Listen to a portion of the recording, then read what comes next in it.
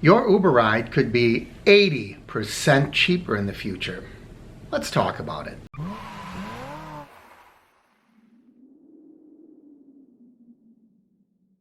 Welcome everyone, Mark here from Uber Hints. Before we get started, if you're not already a subscriber to this channel, please subscribe and ring that bell icon up above so you know when I post new videos.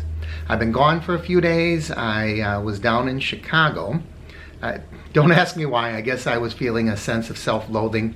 Couldn't find any needles to stick under my eyelids, and I thought, hey, trip to Chicago is the next best thing. Anyway, I came across this article, and it was intriguing to me because it claimed that in the next 10 years, Uber rides could get 80% cheaper. And I thought, I've got to read this.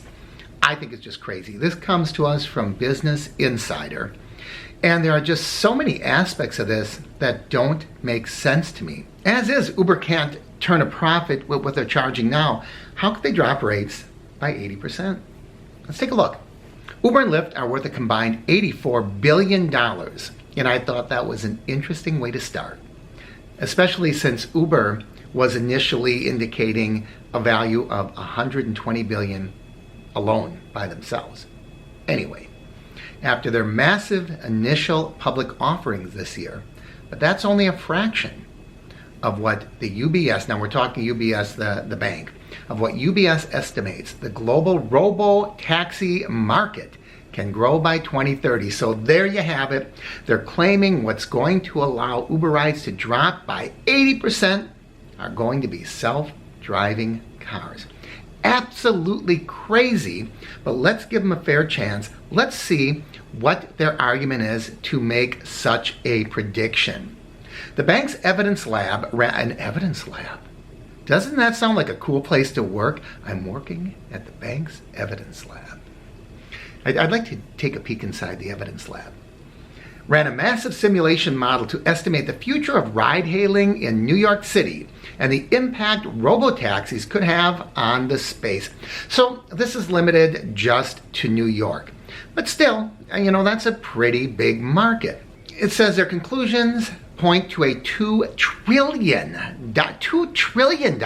We're talking about, you know, $84 billion entire value, and now they're talking, I can't even fathom what $1 trillion is. $2 trillion robotaxi market by 2030.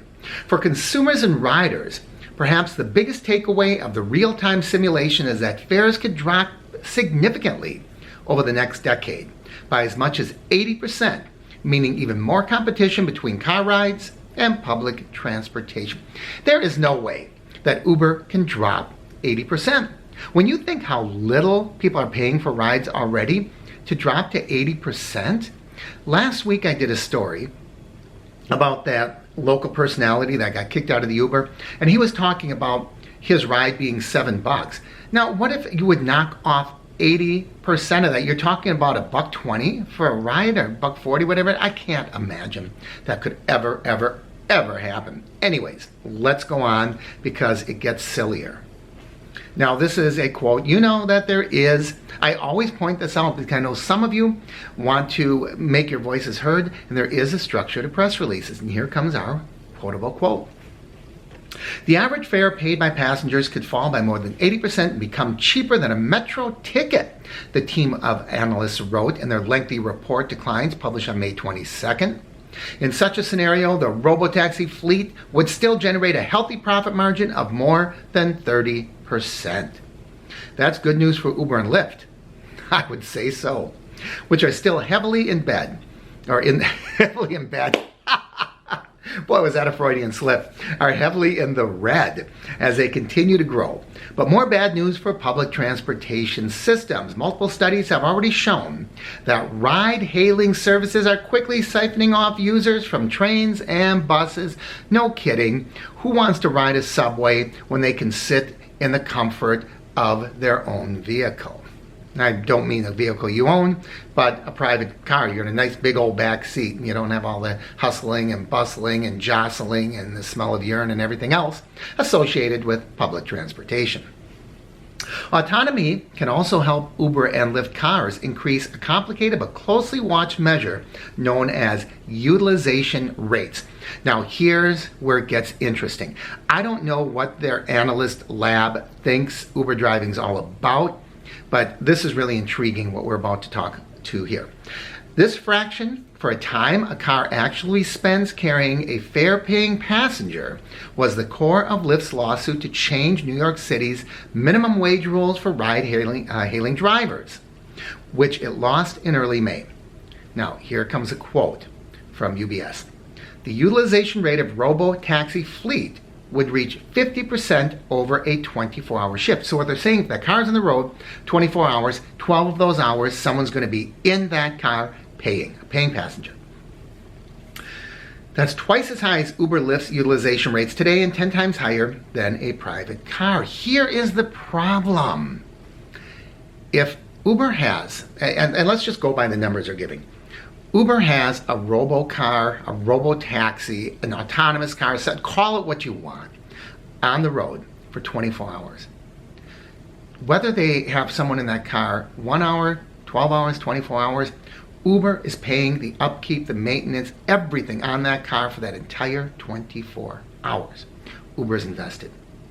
Now they're saying that that's twice as high as Uber Lyft's utilization rates today, which means our cars, people aren't in them about 25% of the time.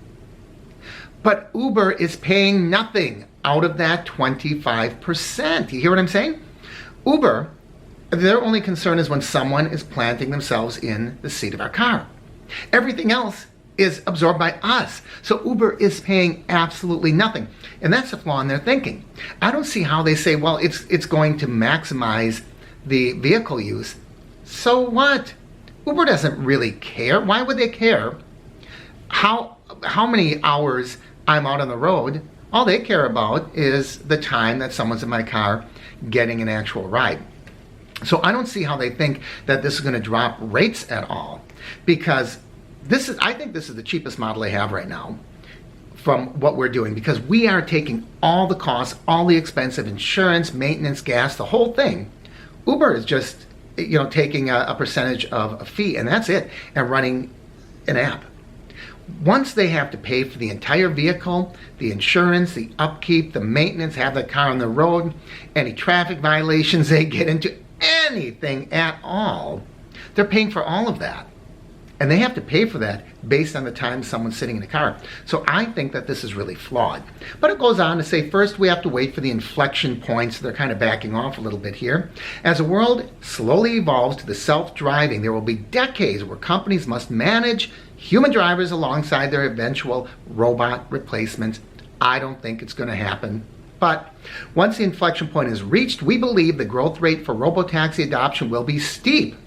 We remain confident that the robo-taxi business model works both financially and technologically, although we delay our forecast for robo-taxi penetration, now they're backing off, by 1 to 2 years, mostly to reflect higher efficiency as the fleet shown in our simulation, meaning fewer cars are required to cover the demand as they get better, right? I don't think it matters. It does not matter. Now, let's say in theory it all worked out and all these self-driving cars got on the road. Yeah, it would take more cars off the road if they could do the same amount, twice as much business with one vehicle than they're doing now. That makes sense. But the cost thing makes no sense at all. Makes no sense at all, because Uber's only paying for people that are sitting in that vehicle. It's the only time they have to pay a driver. I don't know, maybe my thinking's flawed, but I don't think so. They're assuming that if our rate of utilization is only 25%, that somehow 75% is a cost to Uber. I don't know where they come up with that thinking. So what do you think? Am I missing something? If so, I don't see it. As always, I encourage you to like and share the videos. Leave your comments down below. Let me know what you think about this. Can autonomous cars really bring rates down by 80%? Now, are autonomous cars even going to happen? Please share, subscribe, ring the bell icon. Thanks for joining me. I'm Mark with Uber Hands.